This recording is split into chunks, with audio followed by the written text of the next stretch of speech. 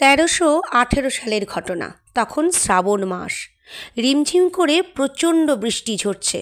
এমন সময় খ্যাপা বাবা ভক্তদের নির্দেশ দিলেন, মোক্ষদানন্দ বাবাকে যেখানে সমাধি দেওয়া হয়েছে সেখানেই যেন আমার এই দেহকে সমাধিস্থ করবি। 2রা শ্রাবণ রাতে তিনি তারামায়ের নাম জপ করতে করতে তারাপীঠে মহাসমাধিতে লীন হয়ে গেলেন।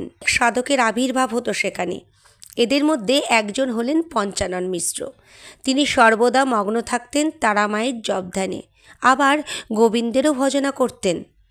এরপর অন্যান্য সাধকরাও সেখানে এসেছিলেন। 1314 সালে তিনি তারাপীঠে আসেন। তারাপীঠের মহাশ্মশানে একটি উঁচু মাচার ওপর কুটির তৈরি করে সেখানে সাধন ভজনে নিজেকে ব্যস্ত রাখতেন। তিনি জনৈক ডেভিড আর্থার সাহেবের ছেলেকে মরণব্যাধি যক্ষ্মা থেকে মুক্ত করেন।